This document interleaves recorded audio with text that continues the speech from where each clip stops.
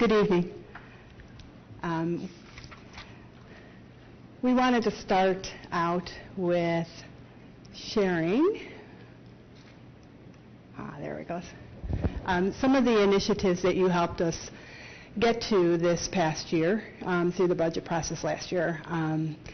First and foremost, the additional staffing for the middle school assistant principal and the CSE chair. Thank you very much.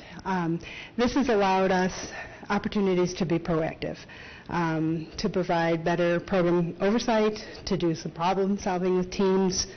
So it really has allowed us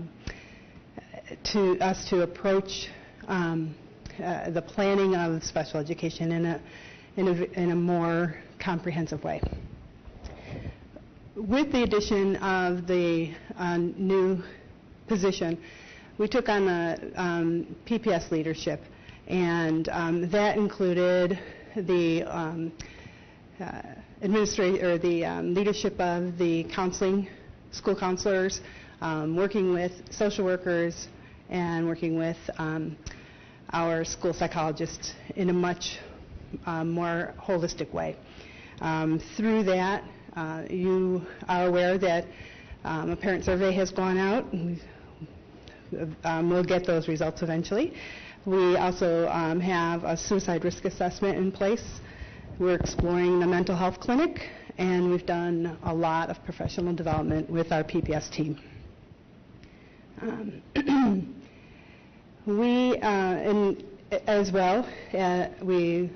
Another new position that was created was the in-district instructional tech, assistive tech person. As you know, we were utilizing services through Boces, combined the two services into one. We were able to increase the number of kiddos who were serviced through assistive tech, and we increased the technology access for all kids. Our CDOS expansion, the Career Development Occupational Studies Work Experience Program. You're going to hear a little bit more about that. I think in a May presentation you'll get a lot of details on that. But basically we're able to increase the number of work experience opportunities in district and the community, and we increase the number of job-related field trips. So once a month, different students at the high school have the opportunity to go and do exploration with a special education teacher through different job work site field trips. And right now we're exploring some credit-bearing options for work experience. The intensive case management at the high school was added this past year as well. And I'm going to talk a little bit more about that. We've been able to successfully maintain some children in district through that program. We have had some bumps along the way, but I'm going to talk about that in a little bit. The regulatory special class sizes, as you are aware, we had to split some classrooms because of that 36-month rule. But one of the nice things that came out of that is that we are now able to focus the curriculum more specifically to the needs, especially for those kiddos who are staying with us till 21. They don't have a lot of adult options. In fact, many adult options are not available to them till 21. So we're developing and building curriculum around the needs of those young adults. Summer tutoring was something that we put in place last year, just this past summer, I'm sorry. And that was for any student. It started out as a special education service for any special education student who failed the Regents to get some special small group tutoring prior to the review classes and prior to the August retakes of the Regents. What we found is that we were able to open that up, and any student who failed the Regents was offered an opportunity to participate. We provided the small group tutoring opportunities to 23 students. 22 of those 23 students passed the Regents on the second retake. And then The last thing that happened, kind of by happenstance, but it was something that we had started to look into, it was that we were approached by Cairo Durham to see if we had openings in our 611 class at Peterby, and we happened to have that opening. So we contracted with Cairo Durham to provide services to that out-of-district student. It's something that we'd like to look into for some of our other self-contained classes, our 12-on-1s at Peterby at A.W. Becker, for example. Okay. That means they paid us. Yes. Okay. Just to give you a review of the kinds of services that are offered, we have about a 16% special education rate. So obviously the base of everything we want to do is in that general education setting. We want that to be as strong as possible. We do have children who are just getting related services, that's speech, OT, PT. We have students who are getting integrated co-teaching, consultant, resource room, and that's more, the children flow between those services, or they may get more than one of those services. And then we have children who receive self-contained classes. That self-contained and the integrated co-teaching consultant resource, especially in the middle and high school, there may very well be a mix of students who one subject is self-contained, one subject is integrated. They may get resource room. So it's not a clean cut. We have about 18.5% of our special education students out in Boces and agency placements, and a little over 1% of our students who are in home instruction or residentially placed.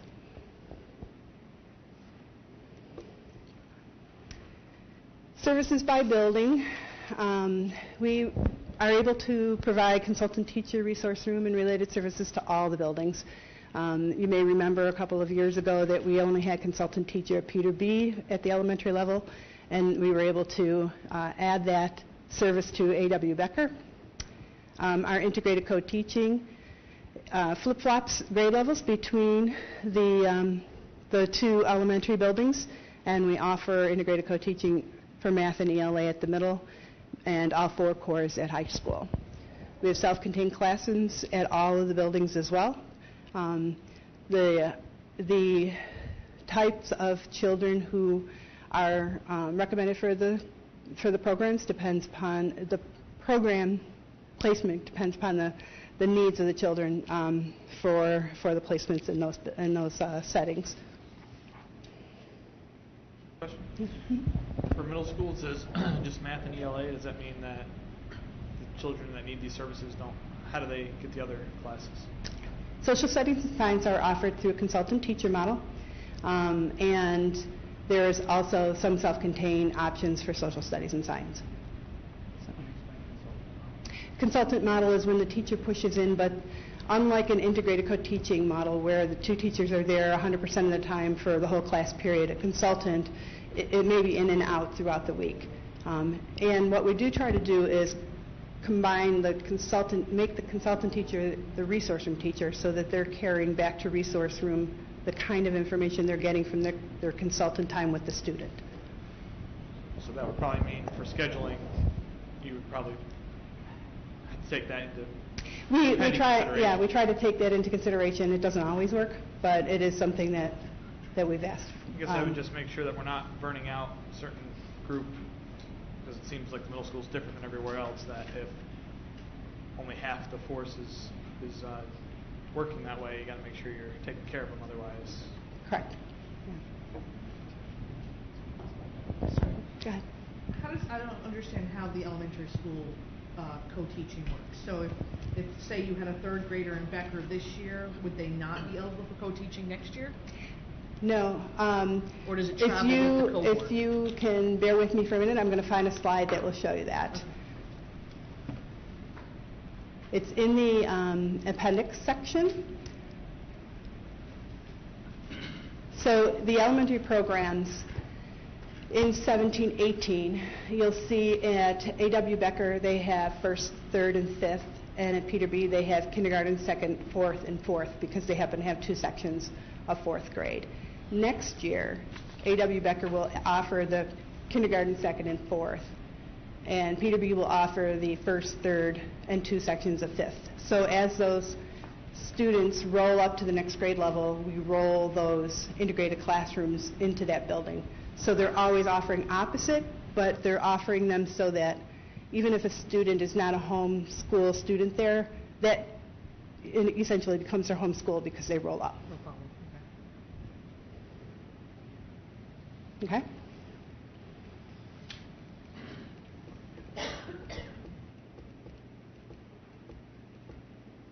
Oops, too fast. We wanted to share with you how we work together. So the general education population and the special education population works together under the umbrella of student support services, and we contribute to the success across the board. So the initiatives that we've been working on are something that all the building leaders and the support staff are working on together. We've talked a lot. You've heard from the elementary school teachers, administrators. You've heard from the middle school and the high school about professional development and making sure that we understand our population and giving teachers the tools to be successful. And that support that we give through our student support services is affecting the general education population in a very positive way. Effective teaching strategies is something that we work with the staff with, whether they're special education through the general education population. All of our professional development is focused on teachers bringing good rigor and instruction to the classroom and supporting our students to be mindful, to be ready to learn.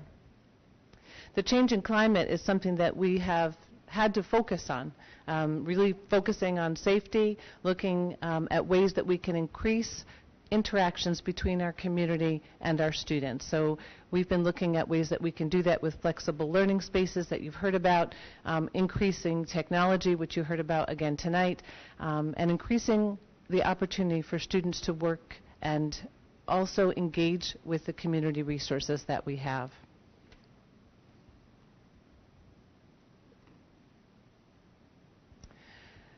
All the other supports that we've heard from, our transportation department works very closely with us. We just heard how we consolidate resources with neighboring districts, and we work with them to make sure that we try to provide the students a safe transportation opportunity for our special education students. Food service. We've heard how they support our students in providing our students with the food that they need to be ready to learn. It's everybody's initiative with our building leaders to make sure that we try to bring as many students in for the free and reduced service, lunch service. And Doug works with our administrators to provide that for our gen ed and our special education population. Technology integration. Kara Buckley has been wonderful at providing resources for our special education students, and those resources really support our gen ed students as well. Data support. With Carol Eckel's support, we use that to monitor and process the data that we have for our special education students' success and to monitor our failure rate, monitor how students are doing, and that's an integral part. It's the foundation of what we're doing. It's the core of what we're doing in our departments, and working with our special education population is so important to use that data.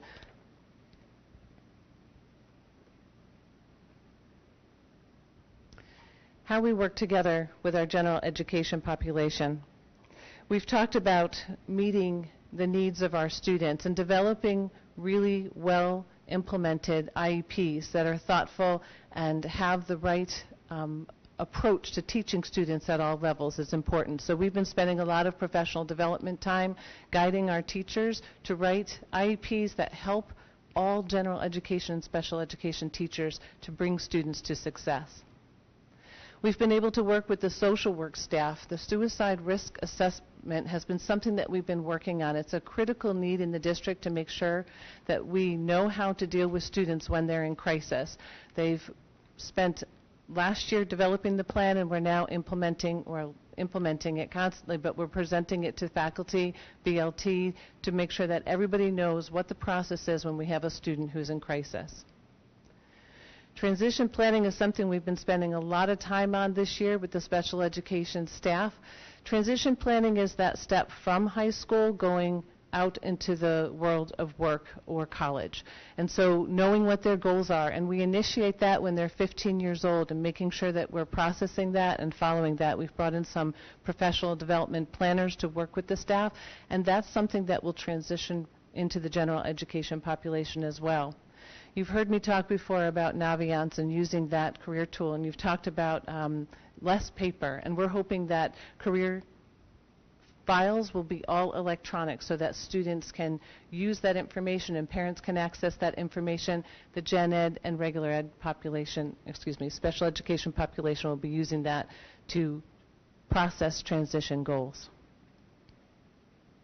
We talked about the importance of technology, whether it's using that technology for a special education student who needs that assistive tech, but that affects and has a positive effect on all of our students. They can all access those licenses.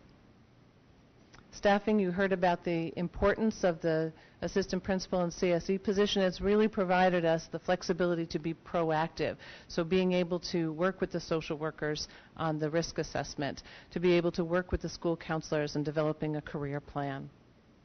And you heard about the positive of the summer tutoring.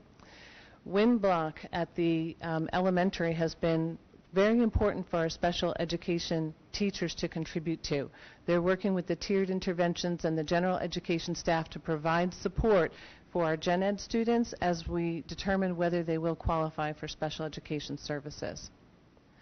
Several of our special education teachers are providing reading instruction to our elementary and middle school students, and that's a critical need, using research-based reading practices with our students.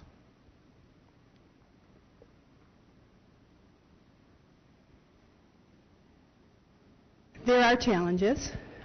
We have identified 4 different areas of challenge for our department for this coming year that we would like to start to address through allocation of resources and time. The first is that our identification rate is increasing. One of the things that we can't emphasize enough is that the identification of a student with a student with a disability is the last, it should be the last option. We want to and will support as much as we can possibly do so, that the best teaching is that initial teaching that's happening in the general education setting. So whatever we're able to do to provide that or to support that, because that's where it starts. It all depends upon the teachers. So we need to be able to give them those skills and the knowledge to be able to implement those intervention strategies prior to even getting to us. So that's something that, as a district, we've been working on, so that we hopefully do not have this trend of increasing identification rate continuing. The other area, the second area of challenge for us, are the numbers of students that we place out of district. The last special education report card was in 2015-16. The numbers from 16-17 and 17-18 are from our enrollment numbers, so they may be a little bit different than the October numbers that will eventually be on the report card. But the growth in the numbers of kiddos that we're sending out of district is staggering compared to what the target is from New York State. So that is something that we are looking to make a goal or a priority for our district to work on over the next 3 to 5 years. Are we supposed to bring everything back in-house? Are we supposed to the idea is to bring kiddos back. But we want to do that, we need to have some very thoughtful, strategic planning. Absolutely. And that I will reflect in a slide coming up. Another challenge we had, I referred to it when I talked about the starting the ISAM program at the high school, is that we need to, it's not just the special ed department that needs to be ready and prepared for students to come back. We need to be working with all of our teachers.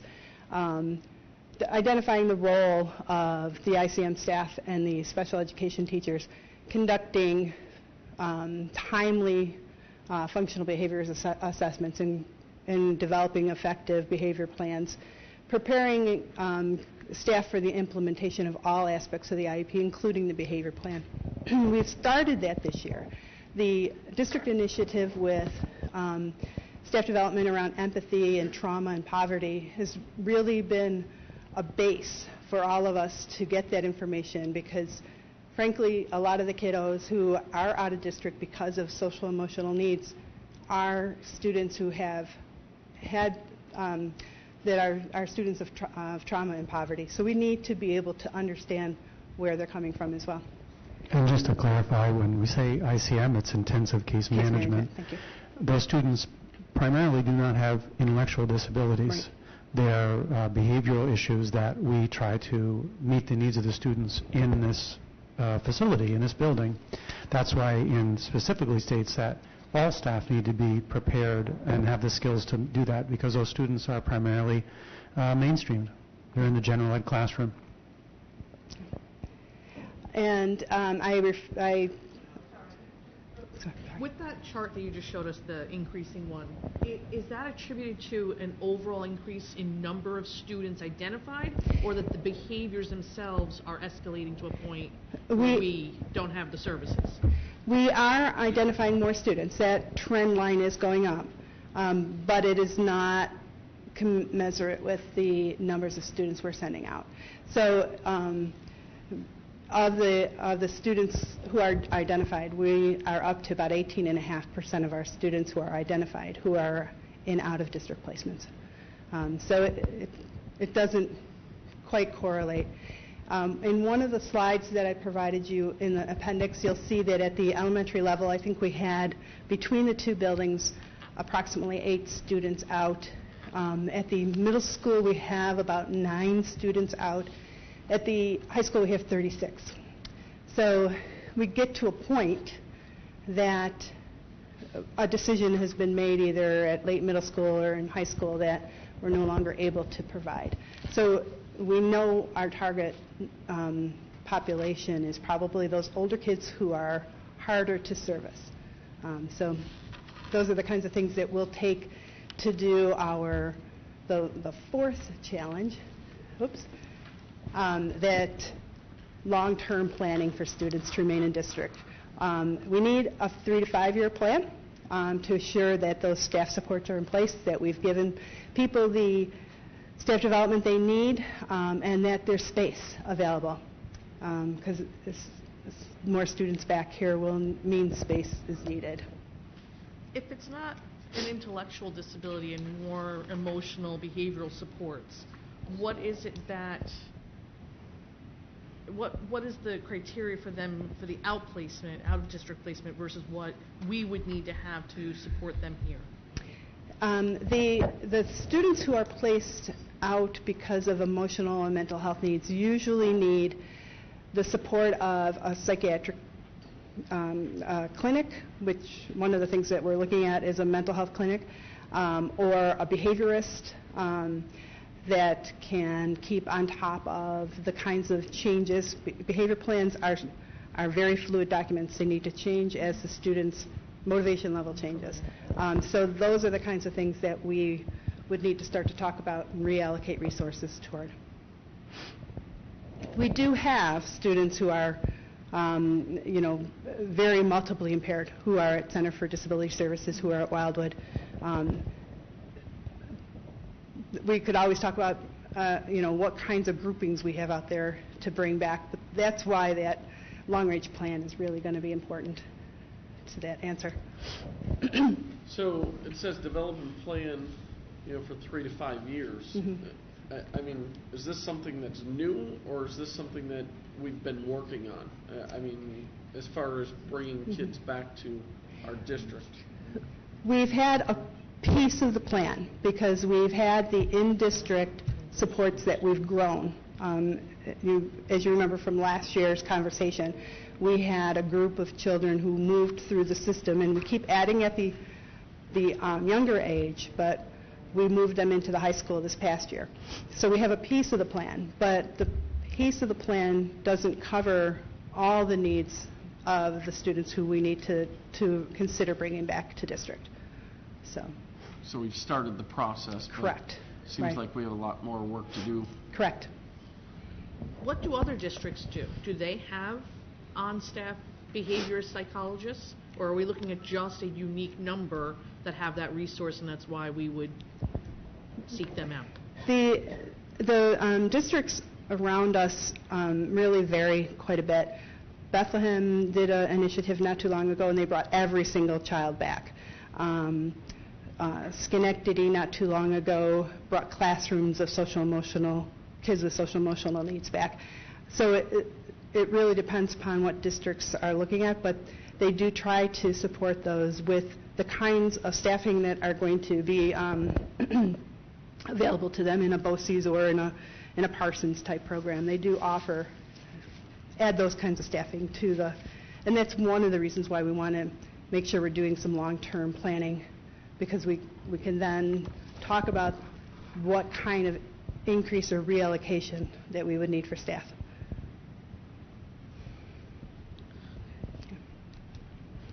Okay. All right. So obviously we have some plans for some next steps. We want to continue the staff development for our students with emotional and mental health needs. We want to provide some more behavior intervention support or reallocate to provide that. And one of the things that we're looking to do now that we have a consultant teacher at Becker is to kind of spread the need a little bit and have Becker offer what Peter B. has been offering, is that consultant teacher intensive case management role at Becker. So I've been in conversation with the principals about that. Community experience. This year, New York State made the CDOS, the Career Development and Occupational Studies credential, available for all students. So general education students can now have that as an addition to their diploma. So we want to build that and get more kids out there for job experience and expand our work experience opportunities. That identification rate won't go down unless we can offer support for our students prior to being identified. And we've been working with Fred on expanding our reading intervention strategies, getting staff, identifying those strategies and getting staff development going. For example, one of the interventions that the reading department put into place just this year was an intervention for phonics, which is essential. And then strategic support, we will be working toward that long-range planning and projections for district placements. Any questions? Any statistics on what we're doing at the early ages, whether it be preschool or kindergarten, first grade, and what interventions are actually having outcomes later on? Do you want to speak to the reading interventions? One of the things that we have numbers on are those who are getting identified, but we don't necessarily have the numbers, and this is something I brought up recently regarding success rate. And so one of the things is when students start to go through a tier in response to intervention, we have numbers when they go from a least restrictive to a more restrictive type of setting, but we don't have necessarily the numbers of students who are going from tier 2, let's say, more remediation back to a general ed. So that's something that we do have to look into because we want to celebrate our successes as well.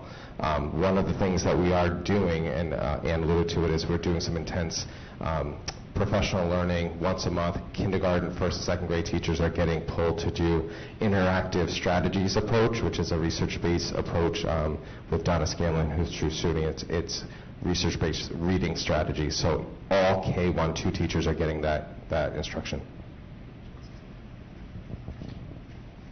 The same exact answer. Whenever we talk about our interventions that we've already put in place and we will put in place for social, emotional, behavioral support, there is no way of measuring how many issues or calamities or catastrophes we've avoided by doing those interventions. So this is another one of those mysteries.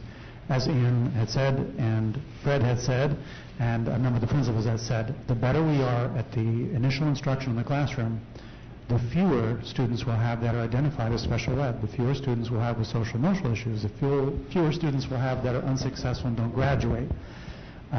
So what we do is we keep hammering down and hammering away at graduation rate. We hammer away at students who are unsuccessful on Regents exams, and we hammer away at those that are unsuccessful on state or local assessments. Well, I'm sorry. I would think that given the Head Start models, that their entire livelihood is based upon the statistics that they can prove that they've had an impact on. You may not emphatically decide, yes, this did this and this didn't, but you can show where certain things have weighted or added value to the educational experience when they do enter school. So I was just curious that we must have some way of charting children that came in the preschool years, and maybe they got speech and OT or some of those fundamental things that had an impact on their learning later on and the positive. So we don't have anything right now that says when students have actually graduated out of certain services?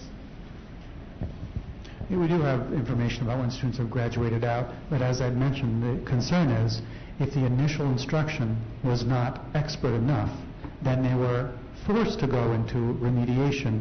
So it's difficult to tell what was the treatment that effectively resolved the issue. You are correct, though. We can measure our remediation strategies, but we're having, what we have to continuously try and do is we're trying to measure the aesthetic of what is good quality instruction to begin with, so we avoid getting to those supports. But we can measure, as students are successful, as Fred said, moving from Tier 2, which is a higher level of intervention, down to Tier 1, we can certainly measure those things. We do also have declassification numbers that I don't have tonight, but I can get them for you. No, I think just it has an important part in your strategic planning to see what things have worked, what things have value to replicate, whereas things that may not seem to have had its value, you may want to change your plan up some. So. Okay, two things. The first one is you kind of lost me on the identification rate won't go down until we implement the early services. Correct me if I'm wrong, we're identifying disabilities. So those disabilities don't just come and go based on early services, right? That shouldn't change the amount of disabilities that we identify. It seems to me that by looking back through the years over the identification rate, when the budget was in critical times 7-8 years ago, our identification rate dropped way down to 13%. Now budgets are a little bit better, and the identification rate's going back up. I don't understand how early intervention changes the identification rate at all. What happened to our graduation rate? What about it? It dropped 8%. I understand that, but what does that have to do with identifying? I think there's a very strong correlation between that knee-jerk reaction of declassifying and what happened with graduation outcomes. The timeline is just about right. But to your question, it is baseline measures that help us identify students, along with other indicators. If students are successful on those baseline measures, which could be state testing, it could be localized testing, it could be a progress monitoring tool, if they're successful on that, they never get caught. It's a bad analogy. Which means we're not they never get caught in that because we're not servicing their disability. Yeah, but you also remember that all people with disabilities can be taught to compensate and to achieve regardless of the disability. If they are achieving, then the disability has already been, although that it still exists, it's been resolved to the extent that they can function. They're on slate to graduate. They are functioning academically. Is that there are lots of things you can do that maybe you'll admit, do all new an adult, that they discovered late in life that they're on the Asperger's or autism spectrum. And they were never identified growing up, but they're fully functioning members of society. They were successful in school to some extent or completely, and they're successful at their work. and they were never identified. They would be considered to be special ed, except that they were never caught by any of these assessments. So we could also say that the 20% of us that claim to have, or think we have ADD now, could have been identified and had services, but didn't. That's correct. So it doesn't seem to me that there's that correlation between the early intervention and whether or not students are identified. Students should be identified if they have a disability. So one of the things that I want to address from your question is that the drop from 20% to 13% happened through declassification, not necessarily through less identification. So kids who were already identified were declassified. Why? And I don't know. Let me back up a little bit. Within a month of my starting in 2013, we were contacted by the Office of Disability Rights Advocacy Group and the State Ed Department for a focus review because of the declassification rate. So at some point, there was a push to declassify students who had been identified already. So one of the fixes, so to speak, for that was to address the needs of the whole student and not just rely on the test results. So we knew there would be a bounce back up from that particular situation. But our declassification rates have been pretty steady over the last few years. So the increase is coming at about, there's a couple of times where it increases. One is in the elementary building, or elementary schools, when kids are not responding to the interventions that are occurring. What I would like to see is that we expand those interventions. That's what I'm looking for. So if we, for example, the reading department responded to that request by investigating and putting into place the phonics intervention that they're doing now. So kids who needed that type of intervention weren't offered it before. They were offered other interventions, but not the phonics type. So that expansion of interventions is occurring so that we can address those things earlier in the elementary school in order for there not to be that impact on education. So when we get to identification of a student, we have to look at what the impact of education is, not just test scores, but what's happening within the classroom. So that's where we're looking for that, those intervention strategies to be. So what you're saying is if those intervention strategies are successful, there's not necessarily a disability to be identified. Correct. Correct. But in the past, we've been identifying those kids as special ed, and they probably shouldn't have been. They may have a reading disability, but if it can be addressed through an intervention strategy that brings them to grade level or close to grade level, then the impact on education is not there. So when the impact on education is not there, we don't identify. I don't know if that. Okay. Two questions. Yeah, my second question was, where's the budget? Oh. We're like deep in budget season, and this is all great stuff. Joanne has it. But like I said, our first presentation of the year, this time of year, I want to focus on budget so we can do it in as few meetings as possible. That'll be in our revenue and expenditure presentation tonight. Is there any way we can make ourselves more attractive to bring outside enrollment in? Is there services that we could really sink our teeth into because we see a local need for it, right? Thank you, and rely on that? Absolutely. I think that there are some classrooms and program services that we are very successful in providing to our own students. And the class sizes, for example, 611 or 1211, and maybe we have 5 kids in that 611, maybe we have 8 kids in that 1211. Those slots are slots that we could make available to neighboring districts. That's been very successful this year with our kind of trial run in our 611 class. And we'd love to put the word out there. We wanted to make sure we were going to be comfortable with that. The business office would be comfortable with that, and getting the processes and procedures in place to be able to offer. We have districts who are south of us who would love to participate in some of those joint efforts. So we've never done that before this year? Not that I'm aware of. Because we've sent kids to other schools forever. We've never taken them in. Yeah, and it's difficult to tell because, for instance, we use Mohonasen, we use Shelmont. They have Boces programs housed in their building, so it can be confusing. It may look like we're sending them to Shelmont, but we're actually sending them to a Boces program. That's another future option, is the possibility of us becoming specialized in hosting a Boces program here, so that districts can send them here and have their component of Boces aid given to them for that as well. I think Anne, in like examining how this has played out, Anne and Joanne, it's beneficial for the district that's partnered with us to send the child here because it's actually less than when they partner through Boces, just because of how the cost basis worked out for us in this particular program. Not that I want to make a long conversation, but what's the difference between it being a Boces special ed program versus one that's housed in a school?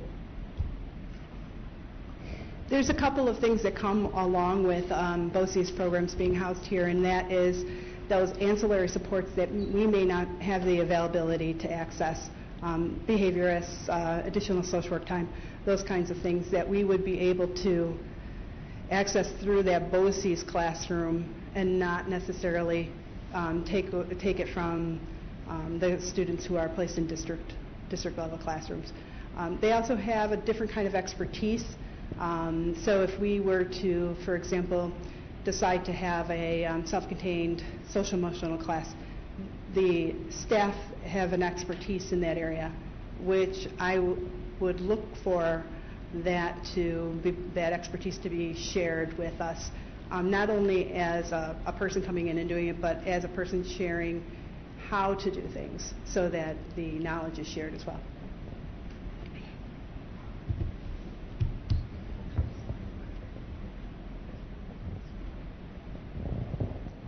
Any other questions? Thank you. Thank you.